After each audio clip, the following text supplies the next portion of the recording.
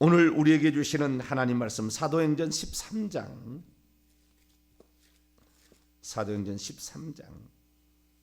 1절과 2절 말씀 3절까지 보겠습니다.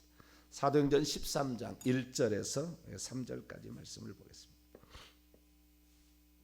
사도행전 13장 1절에서 3절까지 말씀을 한 절씩 교독하시도록 하는데요. 3절은 같이 읽겠습니다. 안디옥 교회에 선지자들과 교사들이 있으니 곧 바나바라와 니게르라는 시므온과 구레네 사람 루기오와 분봉왕 헤롯의 첫 동생 마나인과 및 사울이라. 주를 섬겨 금식할 때에 성령이 이르시되 내가 불러 시키는 일을 위하여 바나바 바울을 따로 세우라 하시니 같이요. 이에 금식하며 기도하고 두 사람에게 안수하여 보내니라.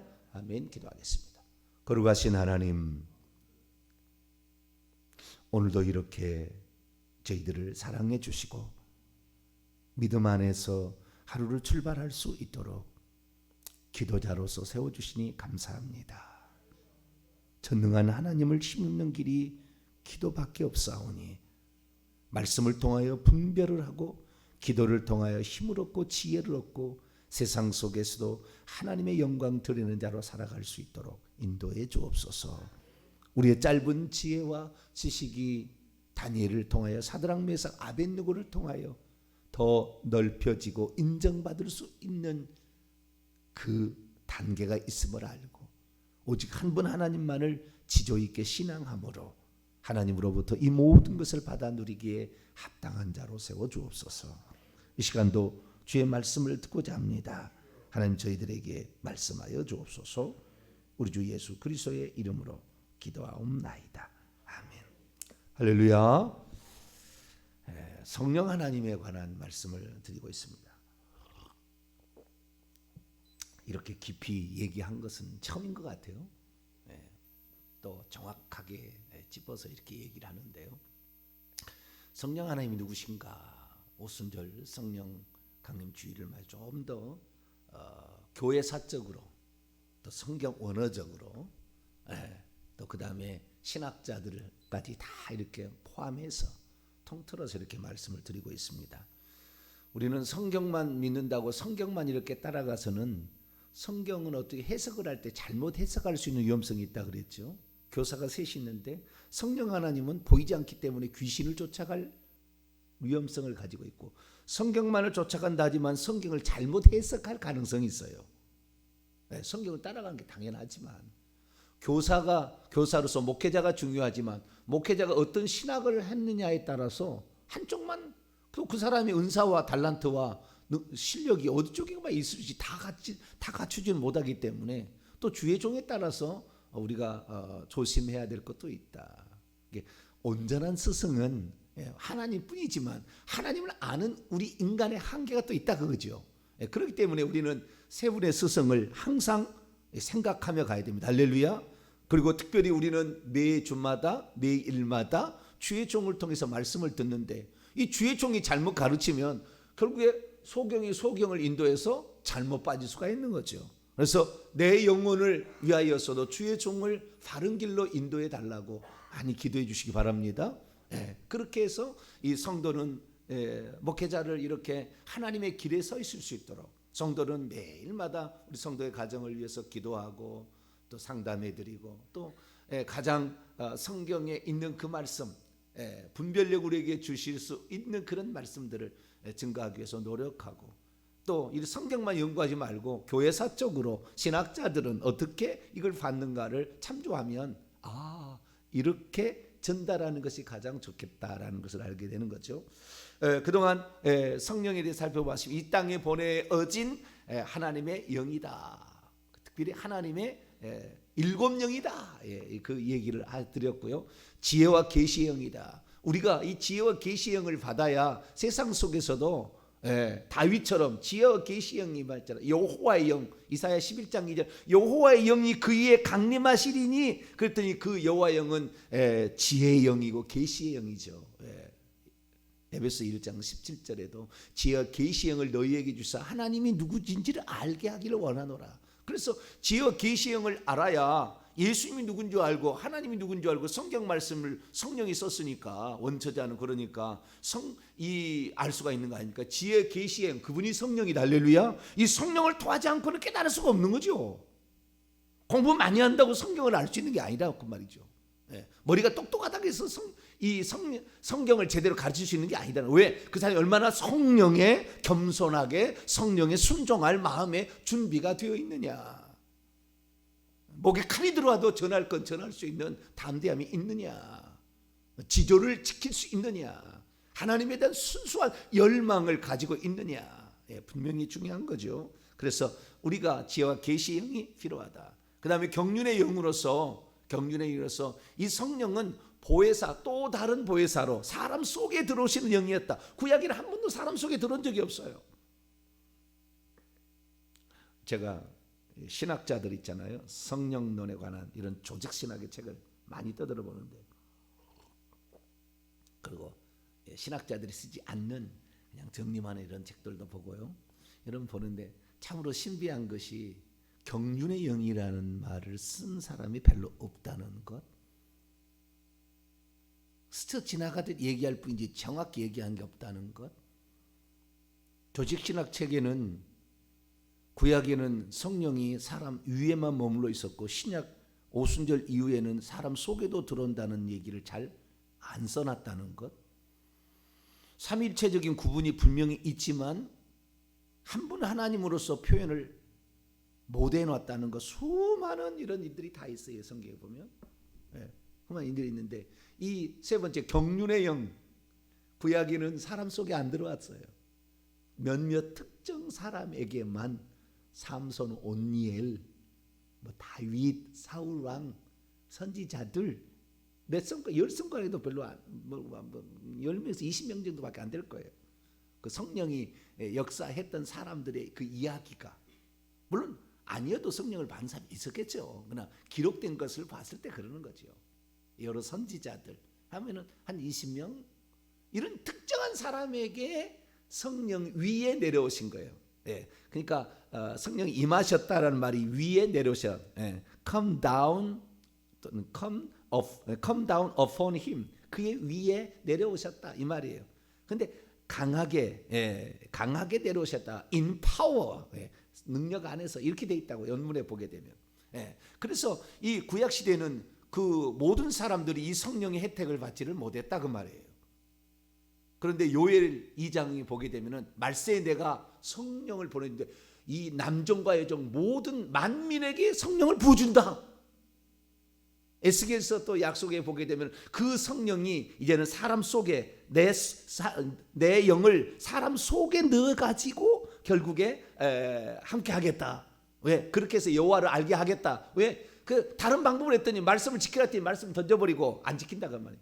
그리고 형식적으로만 지키는 사람이 있고, 그래서 이제는 우리의 마음속에 놓겠다 이렇게 얘기를 하는 거죠. 그래서 이제 성령이 오신 거예요. 그래서 경륜적으로 이 성령은 이제 모든 믿는 자들에게 오셨습니다. 할렐루야. 모든 믿는 자가 성령을 받는 거예요. 언제 받느냐? 거듭날 때. 언제 거듭나느냐? 자기가 죄인인 것을 철저히 깨닫고 예수 그리스도가 나의 구세주로서 하나님께서 나를 구원하러 오셨구나 라는 사실을 정확히 알게 될 때에 그때 이제 거듭남이 일어나네. 거듭남이랑 다른 게 아니라 성령이 우리 안에 들어온 걸 거듭남이라고. 왜? 거듭남이라는 것은 새로운 생명이 덧대어진 거거든요. 거듭남, 태어난다는 것은 새로운 생명이 출생했다는 건데 하나님의 성령이 우리 안에 들어와서 새 생명으로 출생하는 거죠. 그래서 이 거듭날 때 성령이 들어오는 겁니다. 근데 거듭나지 않고 교회를 다니는 사람도 있겠죠. 어떤 사람이 10년까지 다닐 수도 있어요. 어떤 사람은 1년. 제가 생각할 때는 이 거듭나기까지 사람은 1년에서 3년, 10년까지 걸리지 않나 싶어요.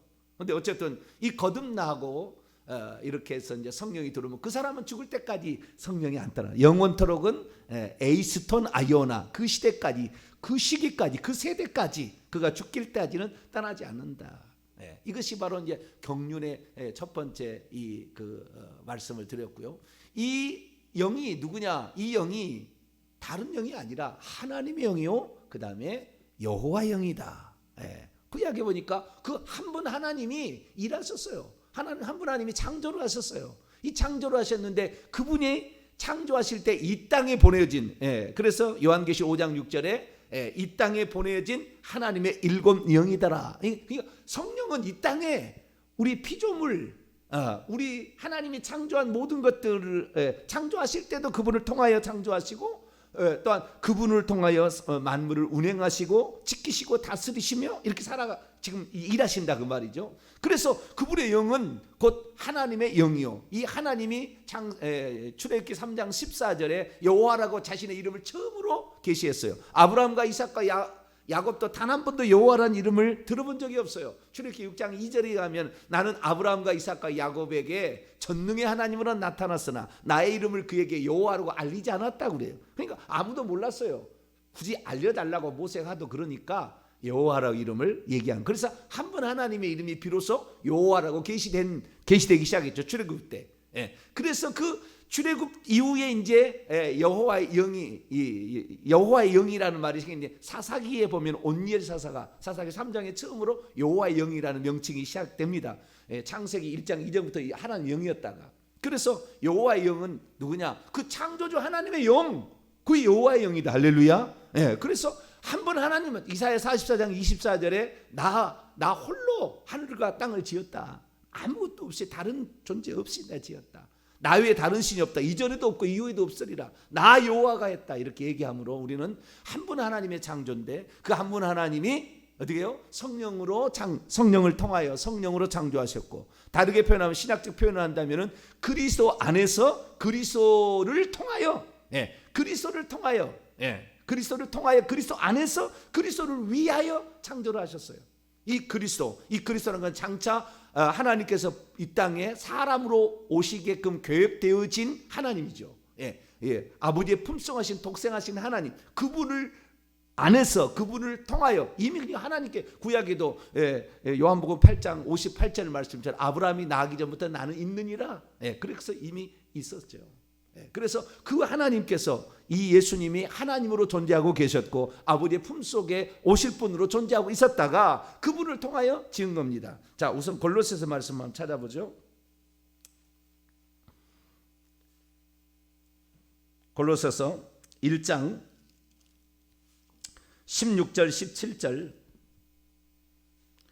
골로새서 1장 16절 17절 시작. 만물이 그에게서, 여기 보면 그분 안에서입니다. 원문은 그분 안에서. 그분은 누구냐? 15절부터입니다. 15절 읽겠습니다. 시작. 그분은 보이지 아니하는 하나님의 형상이요 모든 피조물보다 먼저 나신 이시니, 여기에 먼저 나시니 프로토토코스라는 말은 이걸 가지고 아리우스가 처음으로 최초의 이단이 되는데, 니케아 종교의 때 이단이 아리우스는 예수님을 피조물이라고 그래요. 피조물. 왜? 피조물보다 먼저 나신이다. 그러니까 먼저 태어났으니까 하나님의 피조물이다. 지금도 이 여호와 증인은 하나님의 피조물이라고 그러는데, 피조물. 그러니까 지옥 가는 거예요. 하나님을 피조물이라고 해서는 안 되죠. 여기 원문을 보면은요, 모든 피조물의 프로토토코스, 이 프로토토코스라는 말은 맏아들, 으뜸, 첫째, 원형이란 뜻입니다. 이게 모든 만물이 하나님부터 나왔잖아요. 그래서 모든 것은 이 하나님 원형으로부터 출생이 되니까 이 원형이 예수님이 사람처럼 생겼어요. 그러니까 우리가 하나님의 형상과 모양대로 지었더니 사람이 이렇게 생긴 거지. 이렇게 눈 두 개 있고 이렇게 생긴 거예요. 왜? 하나님이 원래 그렇게 원형이 그렇게 생겼어요. 으뜸이고 최고이신 그분이 그렇게 생겼으니까. 그래가지고 그분을 따라 지었다는 건데, 아리우스는 이 본문을 잘못 해석함으로 말미암아 예수님을 최초의 피조물이다라고 얘기함으로 이단된 거예요. 그 이제 교회사적으로 그렇게 한 것이고, 그는 보이지 않는 하나님의 형상, 하나님 보이지 않는데 그 보이지 않는 하나님의 형상이 예수 그리스도, 하나님의 형상대로 지음받은 우리 인간은 당연히 예수님을 닮았겠죠. 그럼 그는 또 누구냐? 14절에 그 아들 안에서, 아들을 말하는 거죠. 아들, 그 아들인데요. 16절 있습니다. 시작. 만물이 그분 안에서 창조되되 하늘과 땅에서 보이는 것들과 보이지 않는 것들과 혹 왕권들이나 주권들이나 통치자들이 다, 권세들이나 다, 만물이 다 그로 말미암고 그를 위하여 창조되었고 또한 그가 만물보다 먼저 계시고 만물이 그 안에 함께 섰느니라. 아멘. 그는 보이지 않는 하나님의 형상이고 그분 안에서 만물이 창조되었습니다. 그러니까 하나님 홀로 창조했는데 그 하나님께서 예수 그리스도 안에 장차 이 땅에 보내질 구원자 당신이 오는 거예요. 하나님이 오는 거지만 자 보세요. 그분 안에서 창조를 하시고 하늘과 땅과 땅에서 보이는 것들과 보이지 않는 것들 그 중에서 왕권, 주권, 통치자, 권세들은 다 천사의 계급을 말하는 겁니다. 이런 이 천사들까지도 만물이 다 그로 말미암고 그를 통하여죠. 그를 통하여 창조되었고 그를 위하여 창조되었어요. 그 원문에 보면 에이스니까 그분 안으로 그분 속으로 뭐 그렇게도 번역할 수 있느나 의역으로 위하여도 번역이 됩니다. 그러니까 그분 안에서 그분을 위하여 창조했어요. 그러니까 하나님 한 분이 창조했어요. 그래서 우리는 그 하나님이 다른 신이 있다 이렇게 구약에 절대 얘기 안 한다 그 말이에요. 오직 한 분 유일한 주시라. 그래서 구약의 모든 성도는 유일한 그분을 믿었는데 그 유일한 그분이 당신의 이름을 여호와라고 계시했기 때문에 우리는 여호와께서 모든 만물을 창조했다. 20장 11절에 그렇게 얘기를 하고 있으니까 우리는 그냥 그렇게 믿는 것이죠. 그래서 만물을 창조하신 분은 한 분 하나님이 창조하신 거예요. 할렐루야. 한 분 하나님 창조했다 이렇게 하면 되는 거예요. 한 분 하나님이 창조했어요. 그리스도 안에서 그 다음에 성령으로 창조를 한 거죠. 성령으로. 그래서 성령으로라는 말을 이 마태복음 12장 28절을 보니까 누가복음 9장 말씀을 11장이죠. 11장 20절 말씀을 비교해 보니까 하나님의 영으로 귀신을 쫓아낸다고 그랬는데 하나님의 영이 하나님의 손으로 손가락으로 귀신을 쫓아낸다 돼 있어요. 그래서 창조의 그 하나님의 그 일하심을 성령이라고 표현하고 있구나. 하나님의 성령으로 귀신을 쫓아냈는데 하나님의 손가락으로 쫓아냈다. 하나님의 어떤 일하시는 어떤 통로 이 땅에서 활동하시는 그 하나님을 말하고 있구나 하는 사실을 알 수가 있죠. 그래서 우리는 이 창조의 하나님은 예수님이 창조했다 말해도 틀린 건 아니나 직접적은 아니라 그 말이에요. 단 한 번도 나 예수가 창조했다는 말은 없어요. 나 여호와가 창조했다는 말은 있어요. 많이 있어요. 그러나 나 예수가 창조했다는 말 없고 나 성령이 창조했다는 말이 단 한 번도 존재하지 않아요. 성경에. 그런데도 어떻게 지금 가르칩니까? 성부, 성자, 성령이 창조했다 이렇게 가르칩니다. 왜? 교리가 그렇게 돼 있으니까. 교리가 그렇게 나와 버렸으니까. 그래서 교리를 따라가는 거예요. 그러니까 꼭 세 분이 창조한 것처럼 협의해서 그래서 창세기 1장 26, 27절을 우리가 우리의 모양을 따라 우리의 형상대로 사람을 만들자. 그러니까 성부, 성자, 성령이 회의했다. 이따위의 해석이 나온 거예요. 교부부터 나왔어요. 교부부터 이런 해석이 나왔어요. 왜? 잘 모르니까. 그때 당시만 해도 잘 모르니까. 근데 어쨌든 이제는 뭐 성경에 있는 모든 것들이 다 뭐 대문자 사본까지 다 발견되고 모든 신학자들이 그렇게 연구하는 수많은 천재적인 신학자들이 다 연구해 놓은 결과들이 있고 우리에게 지금 말세가 되어서 성령께서 우리에게 가르쳐 주십니다. 할렐루야. 요한일서 2장 27절 너희 안에 기름 부음이 있나니 아무도 너희를 가르칠 필요가 없고 그의 기름 부음이 너희를 가르친다. 그래서 이 성령에 대한 완전한 존중하심, 성령이 누군지를 정확히 아는 사람은 해석해내기가 훨씬 더 쉬운 거예요. 그걸 잘 모르면은 은사 20세기에 들어와가지고 은사가 나타나기 시작해가지고 귀신이 쪽에서 역사함으로 말미암아 예언, 방언, 통역 막 이렇게 나가다가 엄청 귀신에 빠져버렸거든요. 쓰러뜨림 뭐 이런 거 하다가 귀신에 능력 나타난다고 그게 아니에요. 전부 마지막 시대는 그렇게 속이는 자가 능력 하늘에서 불이 내려오게 할 것이다. 거짓 선자가 이렇게 얘기하잖아요. 속아 넘어가는 거예요. 우리는 성령을 알아야 되는데 요한복음 15장 26절에 성령은 보혜사 성령은 나를 증언한다. 예수님이 그랬어요. 그래서 예수 그리스도를 증언하기 위해서 성령이 오신 게 할렐루야. 이것이 복음 전파도 되는 것이고 이것을 위해서 때로는 성령이 능력으로 예언도 주기도 하고 하는 거예요. 나를 증언한다. 이게 핵심인 거예요. 그 다음에 14장 요한복음 14장 26절에 예수님 내가 너희에게 이런 말을 그분이 생각나게 한다. 기억나게 한다. 정확한 거죠. 이 땅에 오셔서 정확히 하나님이 누군지를 얘기한 이 영생은 유일하신 참 하나님과 그가 보내신 자 나를 믿는 것이다. 정확히 얘기했잖아요. 그래서 우리가 이 성경에 기록된 이 예수 그리스도 그래서 이 성령을 신약에 들어와서는 예수의 영 사도행 16장 7절 그리스도의 영 빌립보서 1장 19절 로마서 8장 9절 그리스도의 영 예수 그리스도의 영 또는 갈라디아 4장 6절 아버지의 영 이런 식으로 해서 이 성령에 대해서 구약에는 한 번도 이런 표현이 안 썼어요. 만약에 구약이 성부, 성자, 성령이 나타나서 서로 간에 회의를 했다 그렇다 한다면 그 성령을 아들의 영 또는 아버지의 영 이런 표현을 써야 돼요. 단 한 번도 그런 표현이 없어요. 아직 아들이 안 나타났으니까 품속에 계셨으니까. 그러다가 동정녀 마리아를 통하여 나타남으로 말미암아 그분이 가셔서 성령을 아버지께 구하여서 구하 요청하여서 아버지로부터 나오시는 영이자 아들이 보내주고 아버지가 보내주는 그 영이니까 이제는 아들의 영이라고 하고 그리스도의 영이라고 하고 예수 그리스도의 영, 양자의 영 이런 식으로 이제 부르게 된 거죠. 그래서 오늘날의 성령은 예수 그리스도의 영, 예수의 영 그렇게 얘기를 한다라는 거예요. 그런데 그 이야기를 이 칼빈이 얘기합니다. 칼빈이 성령에 대해서 많이 안 써요. 이분은 성령에 대해서 많이 안 썼어요. 성령론이라는 다른 파트도 없어요.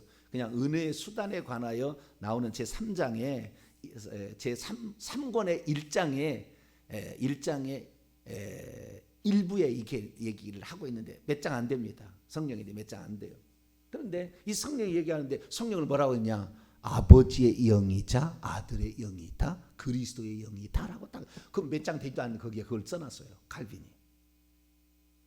근데 그렇게 썼으면 세리베투스가 이 성령의 성부성자 성령의 경륜적인 영에 대해서 얘기했을 때 존중했어야 되잖아요.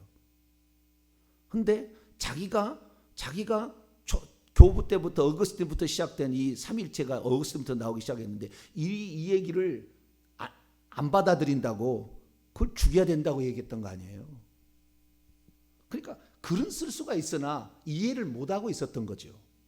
글은 썼으나 남들이 얘기 듣고 교부들이 얘기를 듣고 글은 썼으나 정확히 이해를 못하고 있었던 거죠. 당신의 말이 상당히 일리가 있다. 어떤 부분에 틀리지만 얘기를 했어야 되죠. 그런데 그걸 참지 못하고 그를 결국에 이 제네바 시에 와가지고 이 세르베투스가 뭐 제네바 시를 무슨 현혹을 시키거나 제네바 시를 무슨 그 잘못된 가르침을 전파했거나 그러면 무슨 죄인이 될 수 있지만 제네바 시에서 아무것도 안 했다고요. 근데 제네바 시에서 그를 잡아다가 거기서 죽인다니까요. 왜? 그 칼빈에게 항상 세르베투스가 칼빈에게 자기가 조금만 못 쓰게 되면은 원고를 보내. 1553년에 기독교의 복원이라는 책을 마지막으로 최종적으로 씁니다. 어마어마한 큰 이 책인데 이 책을 써가지고 이 책에 그 초본이라고 할까요? 아직 나오지 않는 것을 칼빈에게 먼저 보낸다니까요. 칼빈에게 당신 한번 이거 봐봐라.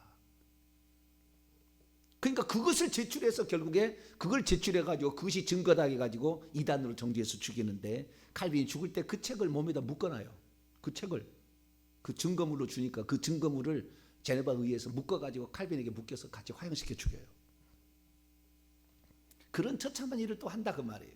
그런데 이런 이야기는 칼빈의 후예들은 절대 얘기 안 하죠. 왜? 우리의 시조인데 이렇게 얘기를 해버리니까. 그러나 예수 그리스도 이해에 다 흠이 있는 겁니다. 저도 마찬가지로 흠이 있을 거예요. 언젠가 또 얘기할 사람이 있을 거예요. 그러나 지금 상태에서 하나님의 말씀하신 가장 확실한 말씀을 저는 증거한다. 저는 그리고 틀리면 언제나 저는 교정할 거예요. 내 말 안 따른다고 이단 정죄해서 죽이지 않을 거예요. 그건 하나님의 방법이 아니니까. 자, 그러면은 이 경륜적인 영으로서 이 성령은 아들의 영이자 그리스도의 영이자 그 다음에 예수 그리스도의 영 이렇게 이제 표현할 수 있다고 그랬죠. 예수의 영이라 이렇게 표현할 수 있다 했잖아요. 이 표현이 만약에 구약에도 썼다면은 성부, 성자, 성령이 있었다고 이렇게 활동하고 있었다고 말하지만 있기는 있으나 그 활동하지 않은 구약에는 아직 그런 시대가 아니고 여호와께서 한 분 하나님으로 역사하신 시절 있었다. 예수 그리스도가 오심으로 드디어 위격이 다른 의지가 다른 아버지께 기도하는 아들이 나타나기 시작한 거죠. 그래서 아버지와 아들로서 하나님이 존재하기 시작했죠.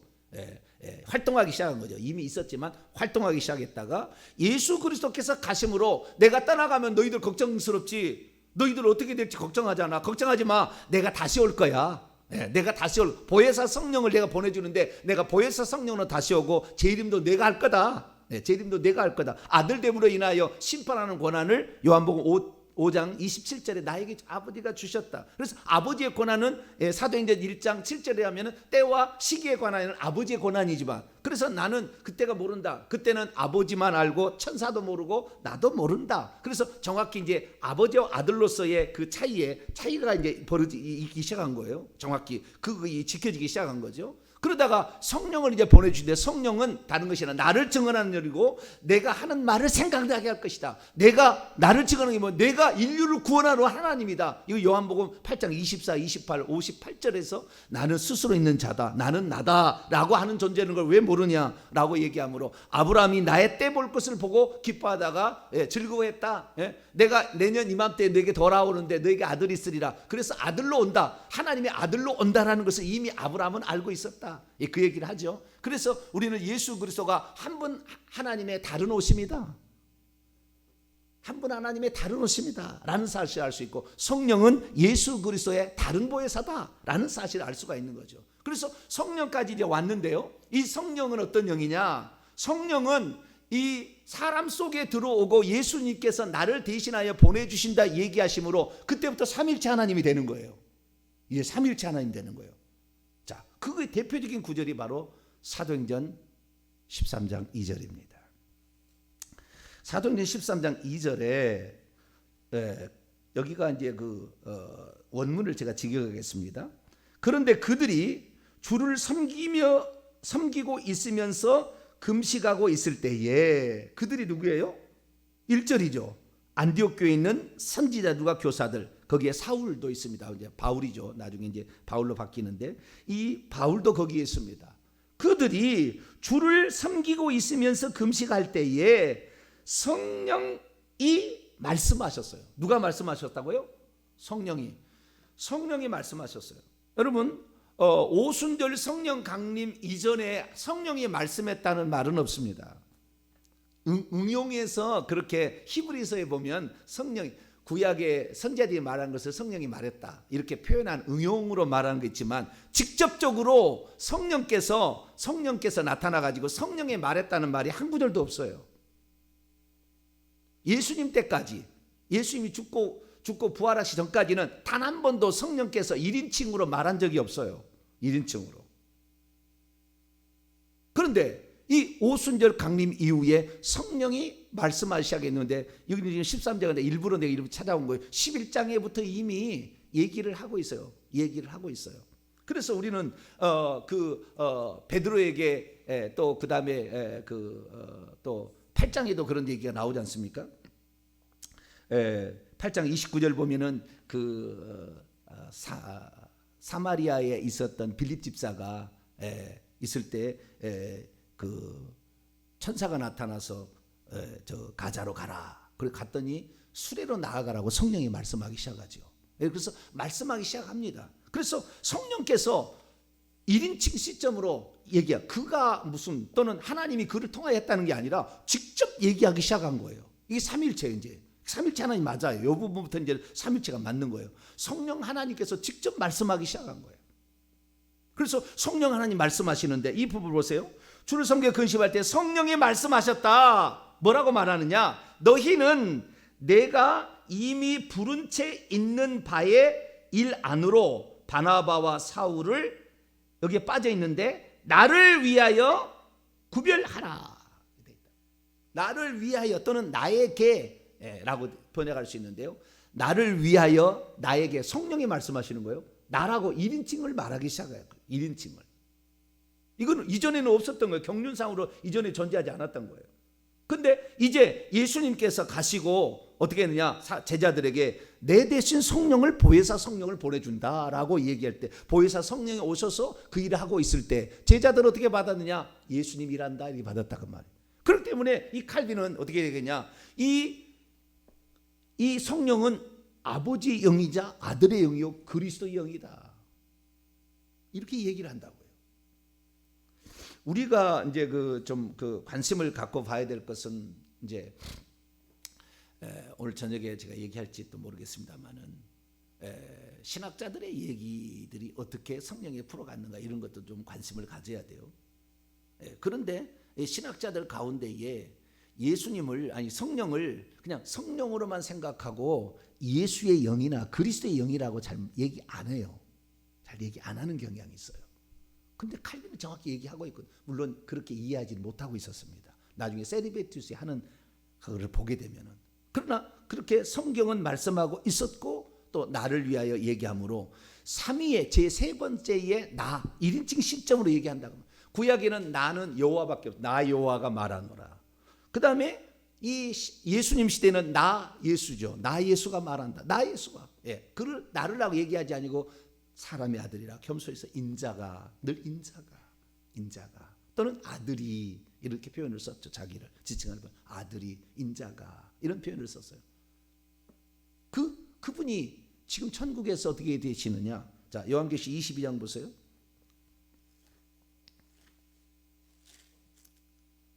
누구라고 얘기하느냐? 1인칭 시점으로 얘기를 해요. 자, 16절입니다. 요한계시 22장 16절 있습니다. 시작. 나 예수는 교회들을 위하여 내 사자를 보내어 이것들을 너희에게 증언하게 하였노라. 나는 다윗의 뿌리요 자손이니 곧 광명한 새벽절이라. 어떤 하나님이 예수를 통하 얘기한 게 아니라 내가 직접 얘기한다. 나 예수는 내가 나타나는 하나님이다.